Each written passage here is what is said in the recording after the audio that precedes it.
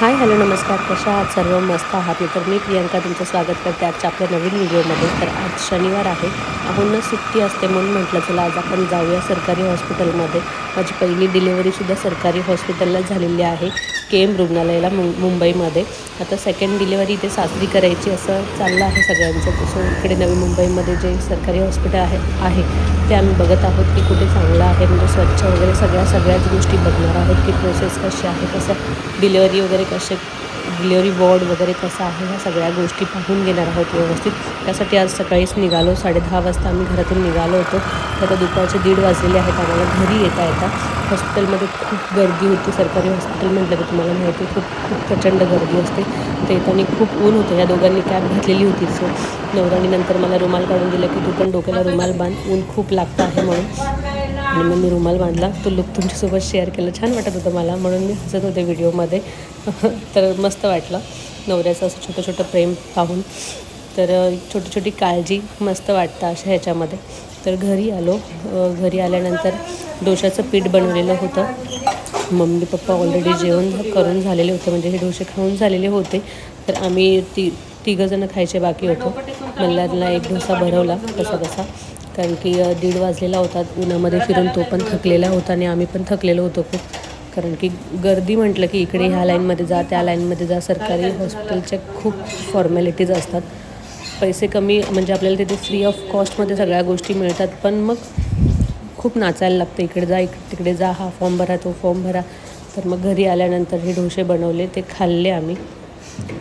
Mummy पण होत्या, त्या किचन आवरत होत्या, थोडी हेल्प करत होत्या, कारण की बाहेरून आल्यानंतर दमायला होतं खूप.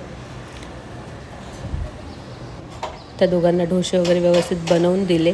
त्या दोघांना खाऊ दिलं पहिलं, आणि मग नंतर मी पण खायला बसते आहे. आता मी जास्त काही डोसे गेले नाही, 2च डोसे खाल्ले, कारण की प्रेग्नेन्सीमध्ये जास्तसुद्धा जेवण जात नाही. असं बाहेरून थकून आल्यानंतर फक्त आराम करावा अशी इच्छा असते. पण ठीक आहे, थोडेफार कामं करावेच लागतात. आणि पहिला मुलगा आहे आणि बाकीचे पण कामं असतातच खूपच. ज्यांना माहिती असेल, ज्यांची सेकंड डिलिव्हरी झालेली असेल, सेकंड बेबी झालेला असेल, त्यांना ह्या गोष्टी रिलेट करत असतील. तर घरी आल्यानंतर खाऊन झाल्यानंतर मल्हारला झोपवलं. मीही अर्धा तास थोडासा आराम केला. त्यानंतर मला ही ऑर्डर कंप्लीट करून द्यायची होती. तर हे बघा, हे 2.5 फुटाचं जे आहे ते डोरमॅटसाठी होतं, रांगोळी, ती त्यांना बनवून द्यायची होती. तर मला कंप्लीट करायची होती. असे 4 बनवून द्यायचे होते मला. हे 2 बनवून झालेले आहेत. मी पूर्ण ऑर्डर कंप्लीट करून झाली की मी तुम्हाला याचा फोटो आणि व्हिडिओ नक्कीच तुमच्यासोबत शेअर करेलच मी, की काय मला ऑर्डर बनवून द्यायच्या आहेत किंवा कशा कंप्लीट केलेल्या आहेत. मी प्रेग्नेंट जरी असले तरी पण काम करणं इम्पॉर्टंट आहे, आणि जेवढं आपण एनर्जेटिक राहू तितकं बाळासाठी पण चांगलं आहे. तर मी सगळ्या गोष्टी करण्याचा प्रयत्न करते. असं नाही की प्रेग्नेंट आहे म्हणून झोपूनच राहावं, किंवा माझं हे दुखतं आहे, माझं ते दुखतं आहे, असं करून मी नाही सोडत गोष्टी.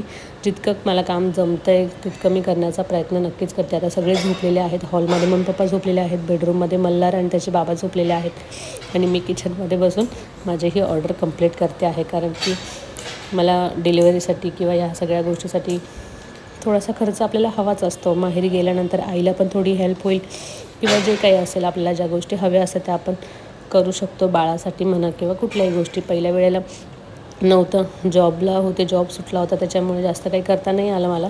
पण सेकंड टाईमला मी सगळी प्लॅनिंग करूनच, विचार करूनच करते आहे की जितकं साठवता येईल मला पैसा, तितकं मी हेल्प करेल आईला किंवा नवऱ्याला.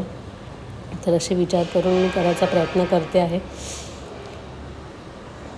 तर हा माझा स्मॉल असा बिझनेस मी करते आहे. म्हणजे हाऊस म्हणून मी करायला घेतलं, की मला येईल की नाही मला माहिती नव्हतं, पण जमलं, आणि मग त्याचा बिझनेस झाला आहे. आता बऱ्यापैकी ऑर्डर्स मला मिळत्या आहेत, म्हणजे दिवसाला 1 ऑर्डर तरी मिळते आहे, आणि ते पूर्ण करून देण्याचं म्हणजे चॅलेंज मी घेतलेलं आहे. तर ते करते आहे. तर संध्याकाळी 6 वाजता हा बघा झोपेतून उठला आहे. त्याला खूप सर्दी खोकला झालेला आहे, खूप खोकतो आहे. त्याला डॉक्टरकडे आज घेऊन जावं लागणार आहे, कारण की थोडासा हलका त्याला तापसुद्धा येतो आहे. तर तो येऊन बसला माझ्याकडे. आई तू हे काय करते, काय नाही करते, मला बोलतोय, फक्त गप्पा मारतोय माझ्यासोबत. कशा होता? छान होता. अंधार छान असतो. मग ब्लॅक असतो. बापरे, ब्लॅक बोलच्या नंतर छान असतो फक्त. हा बापरे, तर मल्हारच्या गप्पा मारून झाल्यानंतर हातातलं काम मी बाजूला सरकवून ठेवलं आणि मग मल्हारला थोडंसं फ्रेश केलं. त्याला एक ॲपल भरवलं उठल्या आणि मग ॲपल भरवून झाल्यानंतर त्याला थोडंसं फ्रेश केलं, म्हणजे हातपाय वगैरे धुतले त्याचे. मग केस वगैरे विंचरले. त्याला केस विंचरायला अजिबात आवडत नाही. माझ्या की डोक्यात केसाला हात लावू नको असं त्याचं म्हणणं असं. त्याला पावडर लावायला सुद्धा आवडत नाही, पण मी जबरदस्ती लावते. सकाळ संध्याकाळ 2 टाईम त्याला आठवणीने व्यवस्थित फ्रेश करते, कारण तो लहान आहे, माझ्यावर डिपेंड आहे, तर त्याच्या त्या गोष्टी करणं मला मस्ट आहेच. चॅलेंजेस भरपूर वाढत आहेत. आता मल्हारला सांभाळून दुसरा बेबीसुद्धा सांभाळायचा आहे, तर करायचा प्रयत्न, आनंदाने करायचा प्रयत्न चालू आहे माझा. सगळ्या गोष्टी मी करते आहे आणि होप्स तुमचं प्रेम पण मिळत राहील. छान छान कमेंट करा, जेणेकरून मला अजून उत्साह मिळेल आणि माझ्या व्लॉगला खूप प्रेम द्या, जेणेकरून असे मी चांगले व्लॉग तुमच्यापर्यंत पोहोचवू शकेल. आणि अजून तर भरपूर चॅलेंजेस माझ्यासाठी वाढणार आहे, कारण की अजूनपर्यंत बाळ पोटात आहे, त्याच्यामुळे इतकं काही वाटत नाही आहे. पण बाहेर आल्यानंतर तर दोघं सांभाळणं मला खूप अवघड होणार आहे असं मला वाटतं आहे. पण होप सो सगळ्या गोष्टी होतील मॅनेज. आपण ठरवलं की होतात गोष्टी, तर करायचा प्रयत्न नक्की करेल. तो आजारी आहे, सर्दी आणि खोकला खूप झालेला आहे त्याला, त्याच्यामुळे थोडंसं चिडचिड करतो आहे तो. आणि स्कूलमध्ये त्याला प्रोजेक्टरवर कार्टून्सचे जे आपले पोयम असतात ते दाखवले जातात ना, तर तो मोबाईलवर मला हट्ट करतो की मला तेच बघू द्या, आणि तो चिडचिड करतो. त्याच्यामुळे थोडा वेळ त्याला मी फोन बघायला देते आहे जास्त. तर थोडा वेळ त्याला मोबाईल बघायला देते आहे, तोपर्यंत मी स्वतः फ्रेश होऊन घेते. मग मी पण फ्रेश झाले आणि मग नंतर बेडरूममध्ये आले आणि थोडंसं स्वतःला पॅम्पर करते आहे. मी प्रेग्नेन्सीमध्ये स्किनवर काहीच अप्लाय करत नाही, फक्त हे नेव्हियाचं मॉइश्चरायझर आहे ते पण अगदी थोड्या प्रमाणामध्ये स्किनवर मी अप्लाय करते आहे. म्हणजे सकाळच्या वेळेला मी फक्त सनस्क्रीन वापरते आहे. दुसरं मी स्किनवर काहीच यूज करत नाही. असं म्हणतात ना, प्रेग्नेन्सीमध्ये आपली स्किन ग्लो पण करते, खराब पण होते, त्याच्यामुळे मी कुठलेच प्रोडक्ट जास्त यूज करत नाही आहे. सो फक्त मॉइश्चरायझर आणि सनस्क्रीन ह्याच्या पलीकडे मी काहीच यूज करत नाही आहे. तर तुम्ही पण कोणी प्रेग्नेंट असाल तर जास्त काही यूज करू नका स्किनवर, कारण की स्किन आपली प्रेग्नेन्सीमध्ये खराब पण होते, चांगली पण होते. म्हणजे काही काहींना सूट होतं तर काही काहींची चांगली होते. माझी इतकी खराब नाही झाली, पण मला थोडे पिंपल्स येत आहेत आत्ता, कारण की आता गरमी पण वाढली आहे. मध्येच पाऊस पडतो, मध्येच गरमी चालू होते, त्याच्यामुळे थोडंसं पिंपल्स येत आहेत स्किनवर. आणि जेवण जात नसल्यामुळे थोडंसं स्किनवरचा ग्लो कमी झालेला आहे. आणि असं म्हणतात की शेवटच्या दिवसांमध्ये तर आणखीच आपला चेहरा सुकत जातो, कारण की बेबीचं वजन वाढत राहतं, मग त्याचा त्रास होत राहतो आपल्याला. अशा सगळ्या भरपूर गोष्टी आहेत. तर मग मस्त रेडी झालेली आहे, साधी सिंपल अशी. मी जास्त काहीच करत नाही. मॉइश्चरायझर पावडर तर नाहीच लावत मी, फक्त कॉम्पॅक्ट, ते पण बाहेर जातानाच कधीतरी लावते. हे मी लावलेलं आहे नेव्हियाचंच लिप बाम लावलेला आहे मी. बस इतकंच असतं माझं स्वतःला पॅम्पर करणं. स्किन आपली चांगली आहे तर उगाच आणखी प्रोडक्ट्स लावून खराब का करायचे. तर परत आपल्या कामाला मी सुरुवात करते आहे. तर आले हे बघा, मग अशी काम बाजूला ठेवलेलं होतं. म्हटलं आज ही ऑर्डर कशी पण मला पूर्ण करायचीच आहे, कारण की रोजचं माझं टार्गेट असतं की एका दिवसाला ॲटलिस्ट एक प्रोडक्ट तरी पूर्ण करायचं, म्हणजे करायचाच. तर आज एक पूर्ण करून झालेलं आहे. आता हे दुसरं घेतलेलं आहे.